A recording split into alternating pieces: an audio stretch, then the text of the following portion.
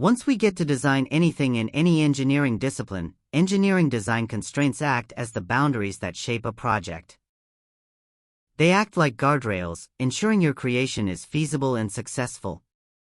These constraints can come in many forms, like budget limitations that dictate material choices or size restrictions that influence component selection. Safety regulations and environmental impact are also important constraints, guiding how the design operates in the real world. But here we are talking mostly in terms of device capabilities and what kind of loads that can be put on them in terms of code patterns. By understanding and navigating these constraints, engineers transform creative ideas into practical solutions. In the world of C and C++, how your program runs depends on its environment. When you imagine a comfy hotel with all the amenities like an operating system to support your code to run, this is a hosted environment. Your C or C++ program gets all the luxuries like full support of standard libraries for file access, memory management, and more. It can leverage the operating system for tasks like interacting with underlying hardware.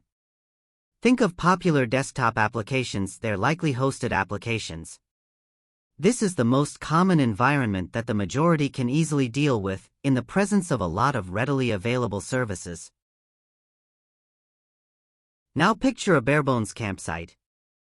This is a freestanding environment. Your program is on its own with minimal support. Standard libraries are slim pickings that focus only on basic data types and simple maths. It has to handle memory management and hardware interaction directly most of the time.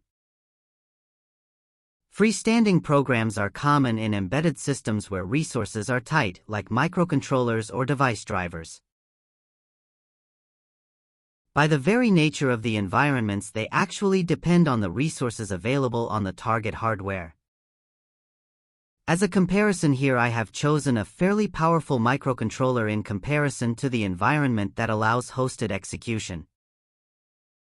So, by the very nature, it might be quite clear on you that you cannot handle applications in both the environments with the same freedom.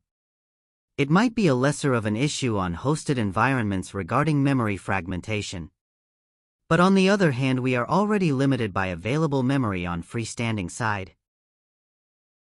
So, the memory fragmentation has to be dealt with seriously. Therefore, you cannot make and delete objects on a microcontroller's or freestanding side with the same liberty as you might enjoy in a hosted environment. Since you are dealing with bare metal hardware in a freestanding environment for C and C++ language, it inherently puts limits on the developer to remain a bit more cautious.